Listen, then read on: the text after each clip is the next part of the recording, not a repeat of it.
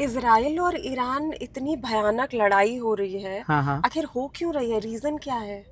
देखो, इसराइल और ईरान का जो कॉन्फ्लिक्ट है हम्म। वो बेसिकली 1979 में शुरू होता है, जब ईरान में रेवोल्यूशन हुई। 1979 से पहले ईरान में शाह थे, शाह ऑफ ईरान, उनका जो किंग है उसका रूल था। हम्म। 1979 में रेवोल्यूशन हुई जिसमें जो रिलीजियस फंडामेंटलिस्ट्स हैं, हम्म। ठीक है, उनका कंट्रोल आ गया ईरान का। जो खामेनी ने, सुप्रीम लीडर खामेनी जो मरा है अभी, हम्म। वो और उसके जो जितने सपोर्टर्स थे सारे के सारे, हम्म। और उनका जो व्यू पॉइंट था वो ये था कि इसराइल जैसा कोई देश एग्जिस्ट करना ही नहीं चाहिए उस रीजन में। इसराइल को एग्जिस्ट करने का कोई रीजन नहीं है क्योंकि वो एक इस्लामिक लैंड है पूरा, और वहाँ पे ज्यूज का कोई काम नहीं। हिस्टोरिकली देखा जाए तो जिस एरिया में इसराइल है वहाँ पे हज़ारों सालों तक हमेशा से ज्यूज रहे थे। इस्लाम फैला तो ज्यूज वहाँ से भाग गए, फिर उनको वापस दोबारा सेटल किया गया। लेकिन इनका व्यू पॉइंट था अब ये लैंड मुसलमानों को बिलोंग करता है तो यहाँ पे ज्यूज का कोई काम नहीं। तो इन्होंने कसम खा रखी है कि जब तक इसराइल को हटा नहीं देंगे तब तक हम चैन से नहीं बैठेंगे।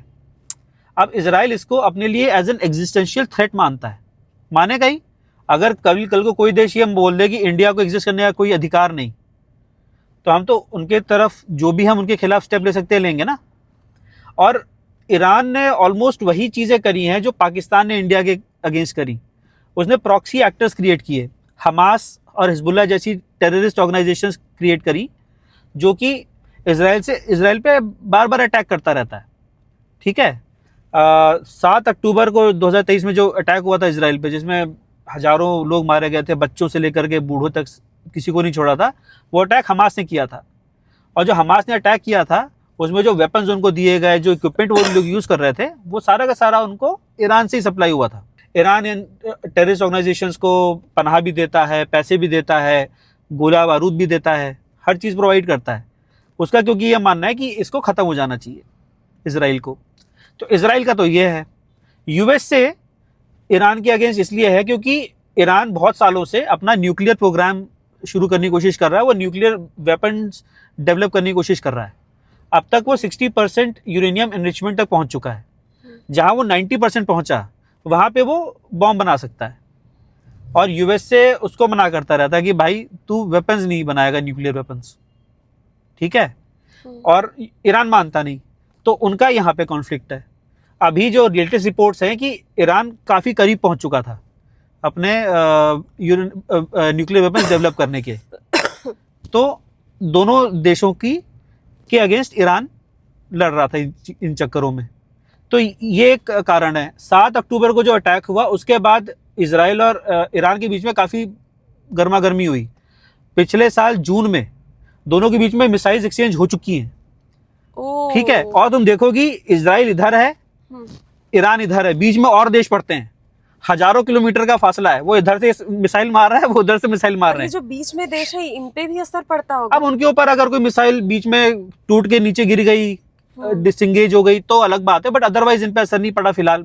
उस वक्त तो नहीं पड़ा था, ठीक है, उस वक्त तो नहीं पड़ा था, लास्ट टाइम जब 2025 में जून में जब हुआ था ये। बट वही है कि इनके बीच में ऑन द ग्राउंड को भी लड़ाई नहीं होती, क्योंकि बीच में और भी देश हैं, ये एक दूसरे में मिसाइल और ड्रोन अटैक्स करते रहते हैं। लास्ट ईयर भी किया था, अभी भी वही हो रहा है, ड्रोन और मिसाइल अटैक्स ही हो रहे हैं, ठीक है। तो अब सोचने वाली बात यह है कि कल को जैसे हमारा पाकिस्तान के साथ कॉन्फ्लिक्ट है, तो वैसे ही कॉन्फ्लिक्ट इसराइल का ईरान के साथ है। इसका एंड पता नहीं क्या है। इसका एंड ईरान को, पहली बात ईरान को अपना ये व्यू पॉइंट छोड़ना पड़ेगा इसराइल के अगेंस्ट। बाकी जितने देश हैं वहाँ पे वो सब इसराइल से लड़ चुके हैं पहले, ठीक है। बट धीरे धीरे सबने अपना डिप्लोमेटिक रिलेशनशिप इसराइल के साथ ठीक कर ली। यूएई, सऊदी अरेबिया, जॉर्डन, ठीक है, सबने, कुवैत, कतर। ईरान एक अकेला ऐसा आउटलायर देश है जो जिद पे अड़ा हुआ है कि नहीं, जब तक इसराइल नहीं खत्म हो जाता हम चैन से नहीं बैठेंगे, ठीक है। तो ये बेसिक कारण है, ये बेसिक कारण है जिसकी वजह से इनके बीच में ये कॉन्फ्लिक्ट है।